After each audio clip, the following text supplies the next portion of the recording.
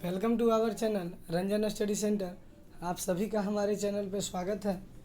आज के इस वीडियो में मैं आप सभी के साथ एक इम्पॉर्टेंट टॉपिक शेयर करना चाहूँगा। इस टॉपिक का नाम है यूएनओ यानी यूनाइटेड नेशन ऑर्गेनाइजेशन, संयुक्त राष्ट्र संघ। तो संयुक्त राष्ट्र संघ ये पॉलिटिकल साइंस का एक काफ़ी महत्वपूर्ण सब पार्ट है और इस पार्ट से जो है लगभग सभी एग्ज़ाम में कुछ क्वेश्चन आप लोगों को देखने को मिलते हैं, चाहे वो कॉम्पिटिटिव एग्ज़ाम हो, चाहे क्लास 11-12 का बोर्ड एग्ज़ाम में हो। इस लेसन से बहुत सारे क्वेश्चंस आते हैं। तो आइए आज हम इसी का डिस्कशन करते हैं। तो यूएनओ जो है, यूएनओ की स्थापना हुई थी 24 अक्टूबर 1945। यूएनओ की स्थापना हुई 24 अक्टूबर 1945 में इसकी स्थापना हुई थी। इसका पूरा नाम है यूनाइटेड नेशन ऑर्गेनाइजेशन, जिसका हिंदी में अर्थ है संयुक्त राष्ट्र संघ। और जो आप यहाँ पे देख रहे हैं, ये पिक्चर जो है रूजवेल्ट द्वीप न्यूयॉर्क से है। यानी कि न्यूयॉर्क में, अमेरिका में संयुक्त राष्ट्र संघ का जो मुख्यालय है उसी का ये तस्वीर है। ये संयुक्त राष्ट्र संघ का जो है मुख्यालय है। तो आइए जानते हैं संयुक्त राष्ट्र संघ के बारे में कुछ और बातें। तो संयुक्त राष्ट्र संघ के महासचिव यानी महासचिव कौन होते हैं संयुक्त राष्ट्र संघ में, तो ये आइए देखते हैं। तो महासचिव जो होता है, महासचिव संयुक्त राष्ट्र संघ का कार्यकारी प्रधान होता है। संघ के सभी काम उसी के नाम से होते हैं। संघ के प्रशासनिक कार्यों की जिम्मेदारी उसी की होती है। उसी के व्यक्तित्व पर संघ की सफलता और असफलता निर्भर करती है। तो ये जो है महासचिव का एक पद जो है वो संयुक्त राष्ट्र संघ का सबसे महत्वपूर्ण पद है, जो कि संयुक्त राष्ट्र संघ के सबसे जो है प्रथम व्यक्ति या हेड माने जाते हैं। यहाँ जितने भी सदस्य हैं संयुक्त राष्ट्र संघ में, इन्हीं सभी में से एक महासचिव का चुनाव होता है, जिनका कार्यकाल 5 साल के लिए होता है। तो संयुक्त राष्ट्र संघ में टोटल जो है 193 कंट्री अभी प्रेजेंट में मेंबर है, यानी कि टोटल 193 देश इसके सदस्य हैं। और जो वर्तमान में अभी जो प्रेजेंट में इनके महासचिव हैं, उनका नाम है एंटोनियो गुटेरस। एंटोनियो गुटेरस का जन्म 1949 में हुआ और 1 जनवरी 2017 से अभी वर्तमान समय तक ये यहाँ जो है यूएनओ के महासचिव हैं। एंटोनियो गुटेरस संघ के महासचिव बनने से पूर्व पुर्तगाल के प्रधानमंत्री थे। तो एंटोनियो गुटेरस अभी वर्तमान में यूएनओ के महासचिव हैं और इससे पहले ये पुर्तगाल के प्रधानमंत्री थे। तो यूएनओ जो है उसकी स्थापना, उसका मुख्यालय आप लोग देख सकते हैं कि न्यूयॉर्क में स्थित है। और संयुक्त राष्ट्र संघ के स्थापना के कारण आखिर जो है यूएनओ की स्थापना क्यों की गई, तो शांति एवं सुरक्षा के लिए। द्वितीय विश्व युद्ध सन 1939 से 1945 तक चला। इस दौरान होने वाले विध्वंसों तथा इसके पूर्व प्रथम विश्व युद्ध के विनाश से दुनिया के देश तंग आ चुके थे। अतः द्वितीय विश्व युद्ध के दौरान ही ऐसा प्रयास किए जाने लगे थे कि भविष्य में इस प्रकार के युद्ध को रोकने एवं शांति सुरक्षा बनाने की दिशा में कोई सार्थक प्रयास किया जाना चाहिए। द्वितीय विश्व युद्ध में होने वाला विध्वंस। द्वितीय विश्व युद्ध में करोड़ों लोग मारे गए थे, अरबों की संपत्ति नष्ट हो गई थी, देश ने अपार धन संपदा हथियारों के निर्माण पर खर्च की थी। लोग यह सोचने पर मजबूर हो गए थे कि इसी शक्ति और धन को यदि रचनात्मक कार्यों पर खर्च किया जाए तो एक तरफ विध्वंस को रोका जा सकता है, दूसरी तरफ वैज्ञानिक और तकनीकी विकास की भी किया जा सकता है। तो जो संयुक्त राष्ट्र संघ की स्थापना हुई, पहला उद्देश्य था शांति और सुरक्षा। द्वितीय विश्व युद्ध में जो विध्वंस हुआ उसके कारण इसकी स्थापना हुई। और तीसरा था नाभिकीय युद्ध का भय, यानी जो न्यूक्लियर जो युद्ध होने का जो संभावना था, क्योंकि द्वितीय विश्व युद्ध के दौरान अमेरिका ने जापान के 2 नगर में परमाणु बम का प्रयोग किया। 6 अगस्त को हिरोशिमा और 9 अगस्त को नागासाकी में जो है परमाणु बम गिराया गया 1945 ईस्वी में, जिसके कारण हुए विनाश को पूरी दुनिया ने देखा और यह महसूस किया कि यदि भविष्य में मानवता की रक्षा करनी है तो नाभिकीय युद्ध को रोकना होगा। यानी कि इन सभी कारणों के कारण ही संयुक्त राष्ट्र संघ की स्थापना की गई। और संयुक्त राष्ट्र संघ यूएनओ की स्थापना में सबसे जो मुख्य योगदान है वो संयुक्त राज्य अमेरिका यूएसए का है। आइए देखते हैं यूएनओ के बारे में। यूएनओ को जो संयुक्त राष्ट्र संघ के जो मुख्य अंग हैं, तो टोटल कितने मेंबर हैं? तो संयुक्त राष्ट्र संघ में जो है टोटल 6 मेंबर है। पहला है 6 अंग है इसके मेंबर, नहीं 6 अंग, यानी संयुक्त राष्ट्र संघ 6 अंगों के द्वारा कार्य करती है। पहला का नाम है महासभा, दूसरा का नाम है सुरक्षा परिषद, तीसरा का नाम है न्यायशीता परिषद या इसको प्रन्यास परिषद बोल सकते हैं, चौथा का नाम है आर्थिक एवं सामाजिक परिषद, यहाँ आर्थिक नहीं लिखा हुआ लेकिन इसका नाम है आर्थिक एवं सामाजिक परिषद, पांचवा है अंतर्राष्ट्रीय न्यायालय और छठा का नाम है सचिवालय। यानी यूएनओ के कुल 6 अंग हैं: महासभा, सुरक्षा परिषद, प्रन्यास परिषद, आर्थिक एवं सामाजिक परिषद, अंतर्राष्ट्रीय न्यायालय और सचिवालय। अब आइए देखते हैं एक एक अंग के बारे में। तो सबसे पहला जो अंग है जिसका नाम है महासभा या जनरल असेंबली, इसके बारे में देखते हैं। तो संयुक्त राष्ट्र संघ के सभी सदस्य देश महासभा के सदस्य होते हैं, यानी कि अभी वर्तमान में 193 कंट्री इसके मेंबर हैं। तो यहाँ के जितने भी देश हैं सभी इनके सदस्य होते हैं। प्रत्येक सदस्य देश को अधिक से अधिक 5 सदस्यों का प्रतिनिधित्व मंडल महासभा में भेज सकते हैं, यानी कि एक देश अधिक से अधिक 5 मेंबर को यहाँ पे भेज सकते हैं।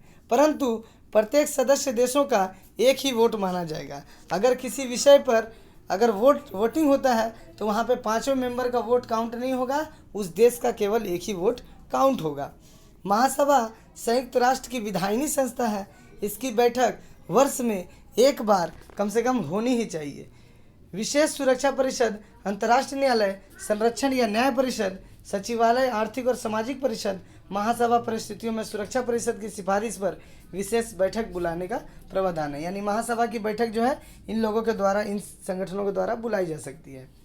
तो शांति, सुरक्षा और मानव अधिकार से संबंधित सभी मामलों पर विचार करना महासभा का प्रमुख काम है। तो शांति सुरक्षा का स्थापना करना जो है महासभा का प्रमुख काम है। महासभा सुरक्षा परिषद के गैर अस्थायी सदस्यों, अंतर्राष्ट्रीय न्यायालय के न्यायाधीशों और महासचिव आदि की नियुक्ति करता है। यानी कि जो सुरक्षा परिषद के अस्थायी सदस्य होते हैं उनका नियुक्ति जो है महासभा में जो मीटिंग होगा उसके द्वारा किया जाएगा। अंतर्राष्ट्रीय न्यायालय के जितने भी न्यायाधीश हैं और महासचिव की नियुक्ति जो है इन्हीं सभा के वोटिंग के द्वारा होता है। महासभा प्रत्येक अधिवेशन के लिए एक अध्यक्ष और 7 उपाध्यक्ष का चुनाव करती है। महासभा अपने कार्य चलाने के लिए 7 समितियों का गठन करती है। प्रत्येक सदस्य राष्ट्र अपना एक प्रतिनिधि प्रत्येक समिति में भेज सकता है।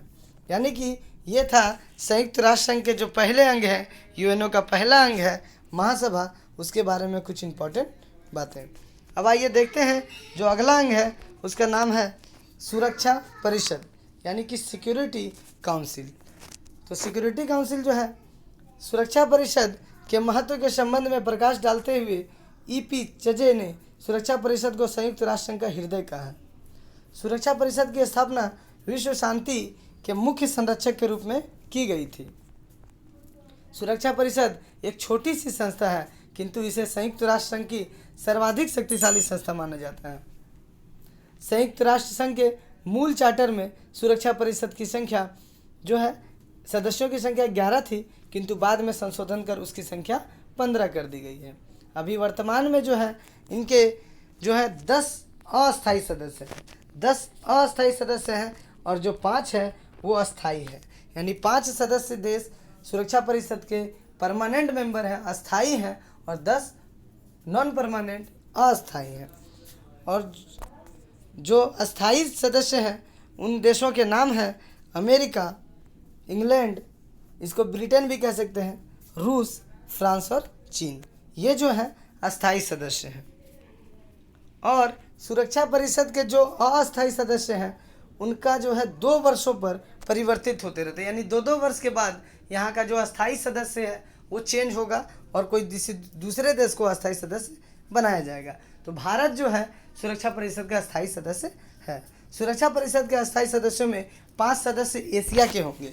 यानी अगर कॉन्टिनेंट की बात करें, महादेश का, किस महादेश से कितना मेंबर रिप्रेजेंट होगा, तो एशिया से 5 मेंबर, अफ्रीका महाद्वीप से 2 मेंबर, दक्षिण अमेरिका से 2 मेंबर, यूरोप से तथा सदस्य पूर्वी यूरोप से चुने जाते हैं, यानी कि यहाँ से 1 यूरोप से। तो सुरक्षा परिषद के प्रत्येक सदस्य को एक मत देने का, एक वोट देने का अधिकार है। इस परिषद में लंबित किसी भी प्रस्ताव पर निर्णय के लिए मतदान होता है और प्रस्ताव की स्वीकृति के लिए कम से कम 15 मतों में से 9 मत का पक्ष में होना आवश्यक है। तो सुरक्षा परिषद का मुख्य बात यही हुआ कि ये यूएनओ का हृदय है। सुरक्षा परिषद एक छोटा सा शक्तिशाली है, छोटा है लेकिन किंतु शक्तिशाली है, और इसके सदस्यों की कुल संख्या 15 है। 5 अस्थायी हैं जिनमें अमेरिका, इंग्लैंड, रूस, फ्रांस और चीन है, और 10 अस्थायी सदस्य हैं। तो यूएनओ का जो सुरक्षा परिषद है, ये यहाँ पर इसका आप लोग जो मुख्य ऑफिस है सुरक्षा परिषद का, जहाँ पे सारी मीटिंग्स वगैरह होती है, वहाँ पे आप लोग ये पिक्चर में देख सकते हैं। ये है यूएनओ का जो महासभा है, जहाँ पर महासभा का कभी भी अगर मीटिंग होता है तो इसी हॉल में जो है महासभा का मीटिंग ऑर्गेनाइज किया जाता है, जहाँ पर जो है 193 देश, 193 देशों के जो है सदस्य जाते हैं। एक देश अधिक से अधिक 5 सदस्यों को भेज सकता है। तो इतने बड़े हॉल में इस मीटिंग का आयोजन किया जाता है। ये यूएनओ का महासभा है, और इस पिक्चर में आप लोग देख सकते हैं ये यूएनओ का सुरक्षा परिषद है। अगला जो तीसरा पॉइंट है, तीसरा जो सबसे प्रमुख अंग है, वो है आर्थिक एवं सामाजिक परिषद। तो आर्थिक एवं सामाजिक परिषद के कार्य, आर्थिक एवं सामाजिक परिषद 2 प्रकार के, एक सामान्य कार्य करती है, एक विशिष्ट कार्य। तो आइए देखते हैं कौन कौन से कार्य हैं।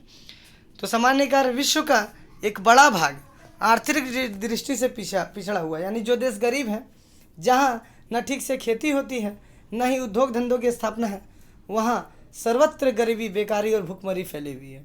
साम्राज्यवादी शक्तियाँ इन क्षेत्रों का भरपूर शोषण कर रही हैं।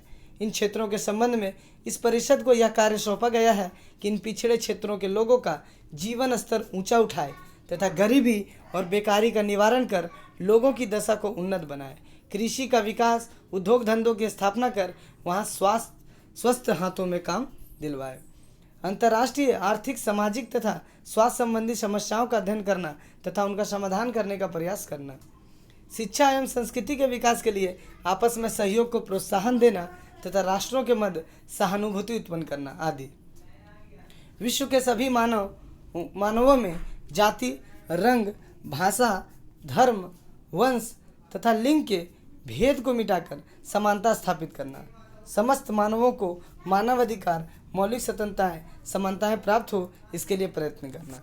यानी कि अगर हम लोग कुल मिलाकर देखें कि जो आर्थिक और सामाजिक परिषद का जो काम है, पूरे विश्व में जितने भी पिछड़े देश हैं उन सभी देशों का आर्थिक रूप से विकास करना और वहाँ का सामाजिक विकास करना।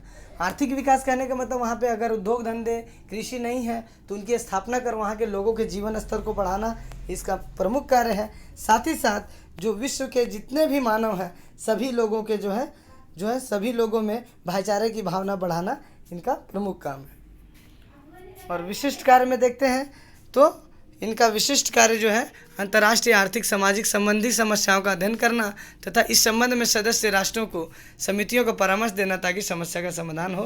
न्याय क्षेत्रों में विकास सहयोग, यानी कि कुल मिलाकर इनका यही काम है कि जो भी पिछड़े हुए देश हैं उनका सामाजिक आर्थिक विकास करना ही आर्थिक और सामाजिक परिषद का प्रमुख काम है। तो ये जो है यूएनओ का तीसरा सबसे प्रमुख अंग था। पहला अंग था महासभा, दूसरा था सुरक्षा परिषद और तीसरा है आर्थिक और सामाजिक परिषद। तो आर्थिक और सामाजिक परिषद का जो मीटिंग्स वगैरह होता है वो इस हॉल में होता है, आप लोग देख सकते हैं। इसका शॉर्ट फॉर्म है इकोसोस, ठीक है, ECOSOC, economic and social council. तो ये तीसरा अंग था। चौथा जो अंग है उनका नाम है प्रन्यास परिषद या न्यास परिषद या संरक्षण परिषद। 3 नामों से जाना जा सकता है, संरक्षण परिषद, न्यास परिषद और इंग्लिश में ट्रस्टीशिप काउंसिल। न्यास परिषद संयुक्त राष्ट्र संघ का सबसे छोटा अंग है और उसके मात्र 5 सदस्य हैं।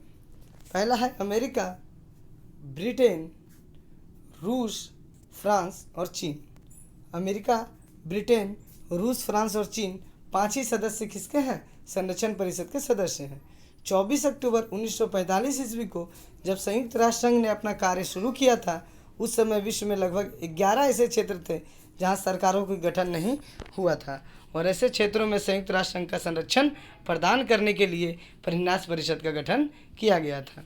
1994 में सबसे अंतिम राष्ट्र प्लाउड प्रशांत महासागर में स्थित संयुक्त राष्ट्र संघ का सदस्य बना। वहीं भी संयुक्त राष्ट्र संघ ने स्वतंत्र सरकार की स्थापना करवा दी। परिन्यास परिषद के सभी सदस्यों को एक मत देने का अधिकार है और कोई भी निर्णय साधारण बहुमत से लिया जाता है। यानी कि उस समय के जितने भी क्षेत्र जो है स्वाधीन नहीं थे, उनका संरक्षण करना जो है परिन्यास परिषद का काम था। जितने भी देश उस समय आज़ाद नहीं हुए थे, उनका संरक्षण परिन्यास परिषद के द्वारा ही किया जाता था। और जो परिन्यास परिषद का मुख्य उद्देश्य क्या था, तो न्यास परिषद का उद्देश्य अंतर्राष्ट्रीय शांति सुरक्षा में वृद्धि में सहयोग करना तथा न्यास क्षेत्र के लोगों को, न्यास मतलब जो दूसरे के अधिकार में क्षेत्र है, वहाँ के लोगों को राजनीतिक, सामाजिक, आर्थिक, शैक्षणिक दृष्टि से विकसित कर उनमें स्वशासन एवं स्वतंत्रता के प्रति जागरूकता उत्पन्न करना न्यास परिषद का मूल उद्देश्य है। तो ये है न्यास परिषद का मुख्य उद्देश्य, यही था। तो अभी तक मैंने आप लोगों के साथ डिस्कस किया यूएनओ के 4 जो प्रमुख अंग हैं उसके बारे में। पहला था महासभा, दूसरा था सुरक्षा परिषद, तीसरा था आर्थिक और सामाजिक परिषद, और चौथा था संरक्षण या परिन्यास परिषद, जिसको इंग्लिश में ट्रस्टी काउंसिल बोलेंगे। और ट्रस्टी काउंसिल का ऑफिस जो है, जो जहाँ पर सभाएं होती हैं, मीटिंग्स वगैरह होती हैं ट्रस्टी काउंसिल की, वो आप लोग यहाँ पे देख सकते हैं। अगला है अंतर्राष्ट्रीय न्यायालय। तो अंतर्राष्ट्रीय न्यायालय जो सबसे प्रमुख जो है अंग है यूएनओ का। अंतर्राष्ट्रीय न्यायालय 5वें नंबर पे है। इंटरनेशनल कोर्ट ऑफ जस्टिस इसको इंग्लिश में कहते हैं, ICJ इसका शॉर्ट में नाम है, यानी international court of justice. Hindi में अंतर्राष्ट्रीय न्यायालय कह सकते हैं इसे। तो यह संयुक्त राष्ट्र संघ का प्रमुख न्यायिक अंग है। इसका मुख्यालय नीदरलैंड के नगर दी हेग या हेग शहर में स्थित है। इस न्यायालय में 15 न्यायाधीश होते हैं, यानी कि टोटल जो जज होता है यहाँ पे 15 होता है, और उनका चुनाव सुरक्षा परिषद तथा महासभा में अलग अलग किए गए मतदान के द्वारा होता है। यानी कि सुरक्षा परिषद में जो वोटिंग होता है, महासभा में जो वोटिंग होता है, उसी के आधार पर जो जजों का, न्यायाधीशों का चुनाव होता है। न्यायाधीश का चुनाव राष्ट्रीयता के आधार पर न होकर योग्यता के आधार पर करने का प्रावधान है। प्रत्येक न्यायाधीश का कार्यकाल 9 वर्षों का होता है, यानी जो न्यायाधीश चुने जाएंगे 9 वर्षों तक उनका कार्यकाल रहेगा। और 1/3 न्यायाधीश 3 वर्षों में पदमुक्त होते हैं। यानी कि यहाँ की ऐसी व्यवस्था है कि 1/3 सदस्य जो हैं, यानी कि 3 मेंबर जो हैं, प्रत्येक 3 वर्ष में यहाँ से रिटायर होते हैं, फिर 3 का चुनाव कर लिया जाता है। इस न्यायालय में किसी भी राष्ट्र से 1 से अधिक न्यायाधीश की नियुक्ति नहीं की जा सकती। यानी जिस देश से भी न्यायाधीशों की, जजों की नियुक्ति होगी, वहाँ से एक बार में एक ही न्यायाधीश का सिलेक्शन होता है, चुना जाता है। न्यायालय अपने अध्यक्ष, उपाध्यक्ष एवं रजिस्ट्रार की नियुक्ति स्वयं करता है। जिस देश के विवाद के विषय में न्यायालय विचार कर रहा है, उस देश का न्यायाधीश उस मामले में भाग नहीं लेता है। यानी कि अगर 2 देशों के किसी बीच का अगर मतभेद है, तो उन दोनों देशों का अगर कोई जज, कोई न्यायाधीश अगर है वहाँ पे अंतर्राष्ट्रीय न्यायालय में, तो वो इस मामले में भाग नहीं लेगा। क्षेत्राधिकार क्या है? अंतर्राष्ट्रीय न्यायालय के क्षेत्राधिकार को 3 भागों में व्यक्त किया जा सकता है। प्रथम ऐच्छिक क्षेत्राधिकार, द्वितीय अनिवार्य क्षेत्राधिकार, और तीसरा है परामर्शदात्री क्षेत्राधिकार। तो पहला में देखते हैं ऐच्छिक क्षेत्राधिकार में के अंतर्गत न्यायालय अपनी संविधि की धारा 36 के अंतर्गत उन सभी मामलों पर विचार कर सकता है जो संबंधित राष्ट्र द्वारा उनके सामने रखा गया है। राज्य ही न्यायालय के विचारणीय पक्ष होते हैं, व्यक्ति नहीं। यानी कि जो अंतर्राष्ट्रीय न्यायालय है, कुल मिला के हम लोग कह सकते हैं कि अंतर्राष्ट्रीय न्यायालय का सबसे प्रमुख काम 2 देशों के बीच जो झगड़ा है, जो विवाद है, उसको निपटाना और उचित जो है फैसला करना अंतर्राष्ट्रीय न्यायालय का प्रमुख काम है। तो यद्यपि अंतर्राष्ट्रीय न्यायालय की स्थापना संस्थापकों ने बड़ी उम्मीदों के साथ किया था, परंतु वह उनके आशाओं के अनुरूप नहीं बन पाया है। यह भी अस्थितियों तथा पार्श्विक शक्ति का विकल्प नहीं बन पाया है। यह राष्ट्र में इस भावना का संचार करने में असमर्थ रहा है कि अंतर्राष्ट्रीय समस्याओं का शांतिपूर्ण समाधान संभव है। अंतर्राष्ट्रीय न्यायालयों की कई आधारों पर आलोचना की गई है, जैसे इसके पास अपने निर्णयों को लागू करवाने की शक्ति का अभाव है, इसका क्षेत्राधिकार राष्ट्रों की सहमति पर निर्भर करता है। यानी कि ये थे अंतर्राष्ट्रीय न्यायालय। यहाँ पे आप लोग पिक्चर्स देख सकते हैं। जो इंटरनेशनल कोर्ट ऑफ जस्टिस है, यानी अंतर्राष्ट्रीय न्यायालय है, international court of justice, UNO का जो प्रमुख अंग है अंतर्राष्ट्रीय न्यायालय, उसका जो पिक्चर आप लोग देख सकते हैं, जो कि नीदरलैंड के दी हेग शहर में है। और यहाँ पर कुल जो है जो 15 जो सदस्य हो सकते हैं जज, 15 जजों को आप लोग यहाँ पे देख सकते हैं। ये इस न्यायालय का बाहर से पिक्चर है और अंदर से जो अंतर्राष्ट्रीय न्यायालय है इस तरह से देखने को मिलता है। तो भारतीय न्यायाधीश नागेंद्र सिंह जी अपनी पत्नी के साथ बगल में नीदरलैंड की महारानी बीट्रस बैठी हैं हेग 1985, यानी 1985 में जो है भारत के न्यायाधीश नागेंद्र सिंह जी जो है वहाँ के जो है जज बने थे, जो कि यहाँ उनका पिक्चर दिया हुआ है। तो ये 5वां अंग यूएनओ का हो गया। और यूएनओ का सबसे आखिरी अंग जो आप लोग देख सकते हैं, इसका नाम है सचिवालय। तो सचिवालय जो है 6ठा सबसे प्रमुख अंग है यूएनओ का। तो आइए इसके बारे में देखते हैं क्या इंपॉर्टेंस बातें हैं। सचिवालय संयुक्त राष्ट्र संघ का सबसे बड़ा अंग है। इसमें लगभग 25,000 लोग कार्यरत हैं, माने काम करते हैं। सचिवालय का मुख्यालय अमेरिका के न्यूयॉर्क शहर में है तथा इसकी अन्य अनेक शाखाएं विश्व के विभिन्न क्षेत्रों में स्थापित हैं। सचिवालय का प्रधान जो होता है महासचिव होता है। संयुक्त राष्ट्र का सर्वोच्च पदाधिकारी महासचिव होता है। महासचिव के कार्यों को पूरा करने में संयुक्त राष्ट्र सचिवालय की महत्वपूर्ण भूमिका निभाता है। महासचिव की नियुक्ति सुरक्षा परिषद की सिफारिश पर महासभा द्वारा की जाती है और उसका कार्यकाल 2 वर्षों का होता है। सचिवालय की सुविधा के दृष्टि से 8 विभागों में बांटा गया है सुरक्षा संबंधी विषयों पर। ठीक है, तो यहाँ पे जो सचिवालय है, सचिवालय जो है काफ़ी महत्वपूर्ण जो है भूमिका निभाता है। तो यहाँ पे हम लोगों ने देखा कि जो यूएनओ है अंतर्राष्ट्रीय जो संघ है, एक अंतर्राष्ट्रीय संघ है। यूएनओ यूनाइटेड नेशन ऑर्गेनाइजेशन एक अंतर्राष्ट्रीय संगठन है और इसके जो है 6 प्रमुख अंगों के बारे में मैंने आप लोगों के साथ डिस्कस किया। पहला था महासभा, दूसरा था सुरक्षा परिषद, तीसरा था आर्थिक और सामाजिक परिषद, चौथा था प्रन्यास या सुरक्षा परिषद, 5वां था अंतर्राष्ट्रीय न्यायालय और 6ठा था सचिवालय। और इसके अंदर में यूएनओ के भी कुछ उप विभाग हैं, कुछ डिपार्टमेंट्स हैं जो कि पूरे वर्ल्ड लेवल पर काम करते हैं। जैसा कि आप लोग यहाँ पर देख सकते हैं कि आईएलओ है, यानी इंटरनेशनल लेबर ऑर्गेनाइजेशन, जो कि पूरे विश्व में मजदूरों का जो है संगठन है।